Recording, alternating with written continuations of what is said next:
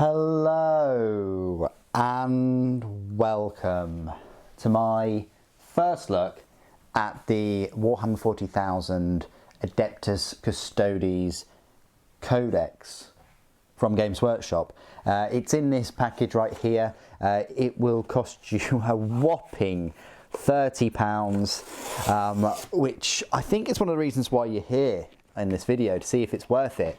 Codexes are now £30 like standard throughout the board, which is yeah, quite a tough pill to swallow, I'll tell you that.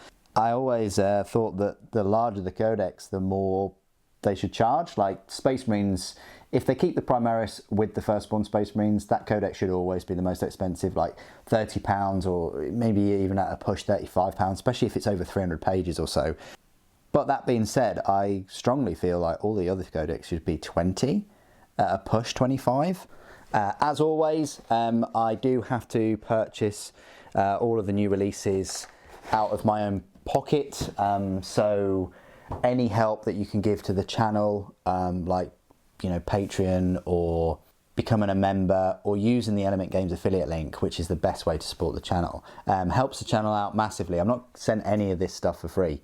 Any help at all is greatly appreciated and makes a massive difference. It's that difference between me getting that codex or not, or me getting a brand new unit for an army that I just don't collect, things like that. So here are two of the codexes. The Genestealer Court one, which is a bit thick. The reason why it's thick is because it's got this card thing at the back, some tokens. The Custodes book though is, say, bent. It's a bit annoying, isn't it? Either way, what we'll do is we'll unwrap this.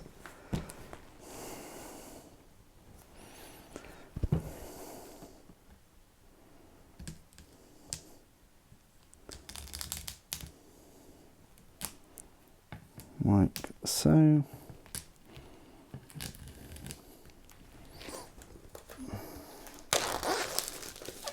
Maybe I can straighten it out by putting a load of heavy books on the top. I don't think it's a reflection of the book kind of quality. I think it is just the way it was packaged, and it's just that back cover. Okay, well, what we'll do is we'll give it a little sniff first of all. Yeah, it smells very similar to the Forge World Warhammer Compendium book, the Imperial Armour one. So we'll look at this page by page. Again, the question you're probably asking is, super, you know, people have had this codex out for more than a week or so. Why is that? Why don't you receive that? It's because I'm not sent it for free. You know, so I do what I can. At the moment, I'm getting them on the release day. So it says Adeptus Custodes, a little bit from Shield Captain Tabalus Maxin. Not Maxin, but Maxin. You've got 104 pages here. It was published last year. I'm guessing it was meant to come out last year, but there was a bit of a delay. You've got about the Adeptus Custodes from page 4 to 36. So you've got 32 pages there. You've got a showcase for 10 pages, which is not too bad.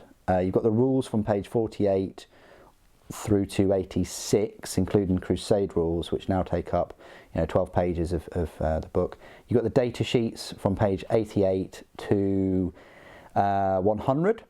So is that like 13 pages inclusive? I'd want to say. So 13 to, yeah, I guess that's all right. So there's the introduction. You've got this cover art. Not a massive fan. Prefer the other art. That art I absolutely love though. That is fantastic, and I love how they've put this in this kind of colour. Yeah, really, that's a really cool bit of cover art. And a bit about the Sisters of Silence, the Hallowed Vaults,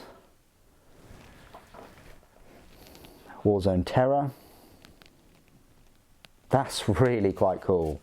That might be worth it just for this. Yeah, so you've got the Lion's Gate, you've got the Sprawl Magnificon, the Katabatic Slopes. So this is all of the Himalayas. you know, I don't know whether Everest was here or is nearby, but yeah, it's difficult to understand the scope and scale. Like between the Lion's Gate and the Sanctum Imperialis is miles and miles and miles. It's a huge distance. I think looking at it, that is all of the Himalayas range, like the whole thing, and that is the Imperial Palace. The Imperial Palace is the whole thing, and then you've got things like the Sanctum Imperialis, where the Golden Throne is, and things like that. It's just a huge area of land that's completely built up, multiple levels, and then there's everything that's going on underneath all the Imperial Palace as well. It's just absolutely incredible. You've got the Talons of the Emperor. It's pretty nice. You've got the armour. I mean, this is like Henry Cavill's like dream right now, surely. If you're watching it, Henry, then good luck to you. And I hope you enjoy this book. You've even got a page keeper.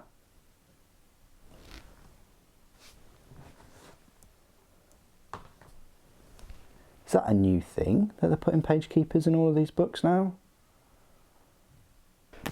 By Jove, you know, I think it is.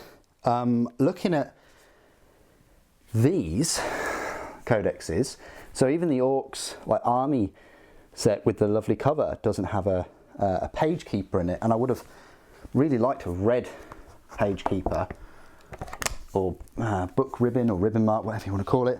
The Sisters of Battle doesn't have one. The Grey Knights, which is probably one of my most recent codexes I've picked up, that doesn't have one. Okay, so that's not too bad. I mean, I still don't think it justifies like the extra £5 just for the page keeper, but that is a welcome addition, and I hope that that is the norm. The Gene Stealer Cult one also has a page keeper as well. All right, well, that's quite decent. You've got this cover art from Shadow of Throne box set, which was an absolute poor army box set in my opinion. And I would have preferred, of course, to have the new HQ units separate. You've got specific pages and fluff about certain characters like Trajan Valorus, who is the Captain General, Chief Custodian, first of the 10,000. So he is top dog. You've got Host of Heroes. You've got Custodes deployments. So you've got the commanders, then you've got shield companies, then the shield captain, and then the Custodian guard with Vexillus Praetors, Alaris Terminators, and Virtus Praetors. So the shield company are the top one. And then you've got the different auxiliaries as well. Deeds of Legend, Arian Porphyrius. The Shadow Keepers, Wardens of the Dark Cells. The Quill and Shield, the Gilded Guardians. Another Deeds of Legend. The Dread Host. So these are the different sort of hosts, I guess, and they're coloured slightly different. The Solar Watch are lovely. They're white and gold, and I think a bit of orange in there. Emissaries are Imperiatus, Aurelius, Jericho, Jantar. Silent Vigils. So a little bit about the Silent Sisters of Silence.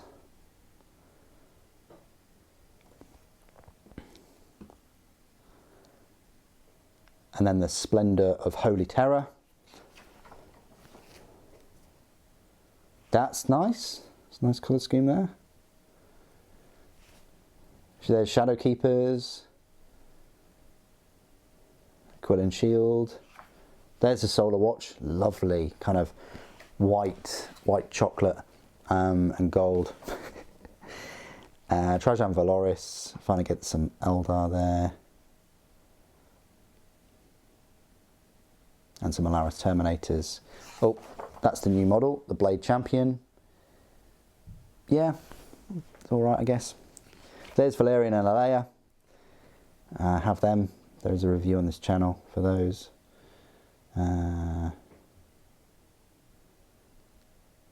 This is the Custodes, but in a strange colour scheme. Are they the Shadow Keepers?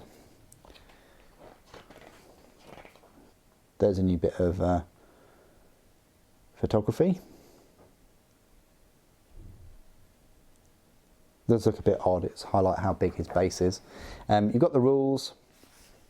So there's the Combat Patrol. That's the first look at what the Combat Patrol will offer. That's already on the community website. You're getting the 3 bikes, some Custodian Guard, 5 of them, and then 10 Sisters of Silence. I think it's... I mean, it's all right if you're starting out, but, you know, the majority of the models there are Sisters. That's the iconic artwork that was in one of the previous codexes. You've got detachment abilities, shield hosts, Emperor's Chosen, Shadow Keepers, Dread Host, Quill and Shield, Solar Watch, Emissaries, Imperatus. I will be going through a comparison between this 9th edition codex and the 8th, by the way. It's one of the main reasons why I get one of these books. And also when the Blade Champion comes out, I'll be using this for his rules. You've got all of the stratagems, and then Battleforge rules. You've got Captain Commander, you've got Guardian Shield Captain model only, Alaris Shield Captain model only, and Virtus Shield Captain model only. Warlord Traits, Anathema Psychana Warlord Traits. A little bit about Valerian and Lalea. You've got some relics, including a Obliteratum, which is a ballistus grenade launcher. It's range 18, but it's strength 10, AP -4, and a damage D3 +3. So, yeah, the Tau blaster can watch out for that one. The Veil Blade is quite good as well. You got Praetorian Plate, which adds 1 to the model's toughness. Relics of the Vigil. You've got a so this is for Sisters of Silence. So I don't think we've had this before, but you've got the Raptor Blade, which is strength +3, AP -4, damage 2, and you've got an Excruciatus Flamer, which is a 6-shot, strength 6, AP -3 flamer. Also, you've got an enhanced Void Sheen Cloak, 4+ invulnerable, and you subtract 1 from the attack's hit and wound roll. That's pretty nice. Bit like Harry Potter's invisibility cloak, maybe. Chapter approved rules, and then a lovely bit of artwork there. I don't think I've ever seen that artwork. It's fantastic though. If only they incorporated some of the Forge World models in this artwork. It would serve a number of purposes, such as, you know, selling them more Forge World models, but it would be cool if they did that. Crusade rules. I mean, after all, the Thunderhawk does appear in a lot of the Space Marine Codex. So yeah, you've got the Crusade rules there. Requisitions, Battle Traits, Magisterium, Lex Ultima.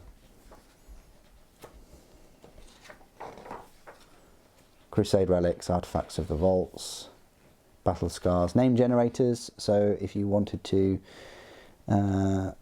create some names for your Custodes or Sisters of Silence, you can do there. Crusade Army, a little look at a Crusade Army. And then data sheets, here we go. You've got abilities, Aegis of the Emperor, 4+ invulnerable save, and when you lose a wound as a result of a mortal wound on a 6, the wound is not lost. So that's quite nice. So they can kind of, yeah, in a way negate mortal wounds. You've got Daughters of the Abyss as well. So Sisters of Silence can't be targeted or affected by psychic powers. Brilliant.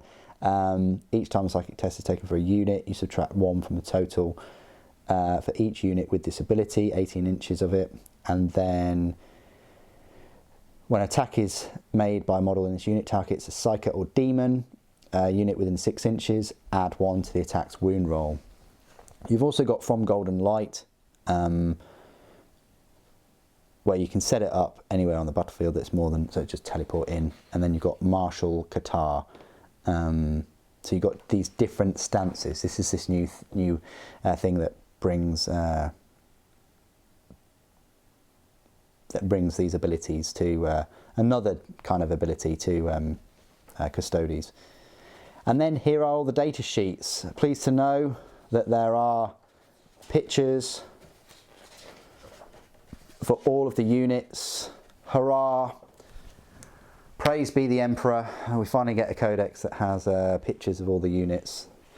Fantastic. However, one downside to all of this is it looks like you're only getting like one page where it shows like one of the units, which is a bit poor. And if it was me designing this, I'd just pad it out. I'm sorry, I would. I would have Trajan Valorus with a picture of him and then Shield Captain. Yes, you'd double in that section, but why not? I mean, why not? So you got Trajan Valorus there. Yeah, 8 wounds there, 2+ save, leadership 11. You know, he's got Aegis of the Emperor, so he's got 4+ and vulnerable. He's got the adamantine mantle, so on a 5+. Whenever he loses a wound, he doesn't. He's got the moment shackle as well, where he can fight again. And then when a saving throws fail for the model, the damage characteristic of that attack is changed to 0. After an enemy unit has fought, if this model is eligible to fight, you can fight with it next. Brilliant. And then you've got normal Shield Captain. You've got Shield Captain in Alaris Terminator armour and a Shield Captain on Dawn Eagle jet bike. You've got the Blade Champion. This is the first time I've seen the rules for the Blade Champion. Looks quite strong, except for some reason they're giving him a 3+ save, which is ridiculous, and I think it is incorrect. Why doesn't he have a 2? He's got the same Custodes armour as the rest of them, and actually no sort of benefit. I mean, he's got his Vault Swords, but he doesn't have a ranged attack, and so he already loses out, and then he loses out again with that 3+ save. I guess they're trying to cover themselves with this consummate swordsman rule, where hit rolls of 1 to 3 always fail, and every time a melee attack is allocated to this model, you add 1 to the save and throw. So yeah, I guess it's going to be like a 2+, but you know, if that enemy has a weapon with an AP -2, then you're going to be saving on a 4+, aren't you? When you could have been saving on, when you're saving on a 4+, which is the same as if he had a 2+ save anyway, but still would have been nice to see him with a 2+, like the rest of the Custodes. Yeah, you've got Valerian, and then you've got Alea, and then you've got a Knight Centura. So this is the new kind of, I say, unit. So now Sisters of Silence do have an HQ unit, and this is the Knight Centura. I most probably will use Janisha Kroll to represent a Knight Centura. She's got a Void Sheen cloak, which is a 5+ and vulnerable. Then you've got troops. So yeah, the troops in Custodes' army, you've got either Custodian Guard or Prosecutors. They're the only troops. You can't take anything else. But the Custodian Guard, you can have 3 to 10 of these guys. And their stat line is a movement of 6 inches, weapon skill and ballistic skill both 2+, strength and toughness are both 5, 3 wounds, 3 attached, leadership 11, and a save of 2+. So just for the troops, you've got a toughness of 5 and a save of 2+, a decent number of wounds. The Guardian Spears in melee bump their strength up to 7 and -3 for AP and damage 2. If you've got the Sentinel Blades in melee, again, that's still an AP -3 weapon. Even their shooting attacks are AP -1, damage 2 as well. And remember, they get their 4+ and vulnerable because of the Aegis of the Emperor. So 2+ normal, 4+ and vulnerable, pretty strong. You've got the Prosecutors, and they're all armed with bolt guns, and that is it. And you can get between 4 and 9 of those. They're fast, you know, their movement is 7 inches. They've got the Daughters of the Abyss ability, which I mentioned. They've got a good save of 3+. They're just a bit squishy at toughness 3. You're mainly picking them to bump up your troop choices if you took 2 of those, and then you could take what you like for Custodes. Or if you're going against Psychers or Demons, they're a must-have. Then you've got the Custodian Wardens, so we start off with the elite section. 3 to 10 of them. The difference between those and the Guard are that they can take axes and they have 1 more attack. They can ignore lost wounds. And if you've got shield host characters within 3 inches of them, they can't be targeted. Alaris Custodians, the main buff for those over the normal Guard is their extra wound and their extra attack. It's a bit odd because, you know, how do you improve on a 2+ save? Well, you give them an extra wound, and that's what they've done for the Custodians. I don't know what I would have liked to have seen. Maybe a better armor save, but they've already got 4+ and vulnerable. The Vexillus Praetor, he's an individual elite choice. He will buff the rest of your Custodes because you can give him the shield, which bumps up. You add 1 to the saving throws made for him, so it's very, very tanky. And he's got these different Vexilla Defensa, Imperius, and Magnifica. Another elite choice, you've got Vexillus Praetor in Alaris Terminator armour, so very similar, but he's got a grenade launcher. You've got the Venerable Contemptor Dreadnought, which is a really awful model that Games Workshop produced, the plastic Contemptor. If you can, just go out and purchase a Forge World Galatus or Achilles Dreadnought, and then magnetise the arms and find these arms from somewhere, or just proxy, because it's a much better version and you'll have way more fun building it, and it'll just look fantastic with your force. You've also got the Sisters of Silence Vigilators, which you can have 10 of those. They have exactly the same stat line as the as your troop choices, which is a little bit strange but understandable. However, these girls can equip themselves with Executioner Great Blades, which bumps their strength up to 5, AP -3, and damage 2. It doesn't put them up to the same standing as Custodes, because they're missing out on the save and the toughness and the wounds and the attacks and things, but it does give them a little bit of a bite. You got the Virtus Praetor, so into fast attack now. You can have 6 of those, very strong. You've got the Hurricane Bolters, the Salvo Launchers. Salvo Launchers now are a 1 shot, but they're strength 8, AP -4, and D3 +3. It's important to note that it's just 1 shot, so even though it looks like there's plenty of missiles and things, you're just getting that one, I'd say melter shot, but it's potential having, probability you'd have a damage 5, but potentially damage 6. You got Witch Seekers, also fast attack, exactly the same stat line. Even though they're fast attack, they're not any faster than the Vigilators. However, they act a little bit like scouts. You can make a normal move up to 6 inches as if it was your movement phase. So they work a little bit like scouts, they get that extra move. And then finally, just 2 more units, which is the Venerable Land Raider. What I did is I customised my Land Raider Excelsior, I think it is, from Warhammer HQ, and turned it into a Custodes Land Raider. Bearing in mind, guys, you can use all of your Custodes from Forge World in your 40k army as well. There's plenty of rules out there for them. And then you've got an Anathema Psychana Rhino, which is for your sisters. Even though it's sort of painted gold, you can't put any Custodes in there. You can only put your sisters in there. It says Anathema Psychana infantry models. And the Land Raider and the Venerable Land Raider can hold 5 shield host infantry. Unyielding Ancient though, so you can ignore wounds lost on a 6, but other than that, it's pretty straightforward. You've got all the weapon profiles there, and you've got points values, which I've been told are up for a bit of a reshuffle. You've got the glossary, so all the artifacts and things, and then you've got the reference as well.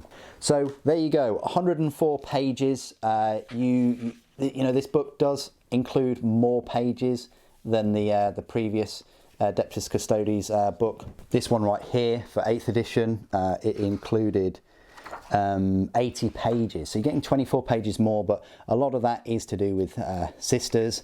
But if we just have a quick comparison, I mean, yeah, that's a bit silly having that there, but I do like these pictures with them. Again, I don't know what they're doing there, but yeah, something like that would be cool.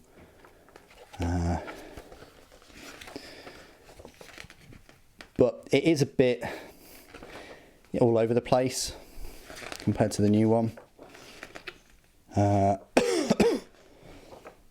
you didn't have the Rhino, you didn't have the Sisters of Silence, you didn't have the Sisters of Silence, obviously HQ, and the new Blade Master. But that's like your little Fury of Terror shield host, and that is kind of like the Start Collecting, which I thought that they would release. I think they missed a beat there, not doing that, but there we go. There's some old Chaos models, look. Pretty old, aren't they? I mean, this book is showing its age. It's I would say it's been out almost 4 years. 2018 this came out. So yeah. Anyway, that is my first look at the Codex Adeptus Custodes. What do you guys think? Please do put your thoughts and opinions down in the comments below, as always. It'd be great to hear from you. Thank you ever so much for joining me today. Thank you for watching. The Emperor protects.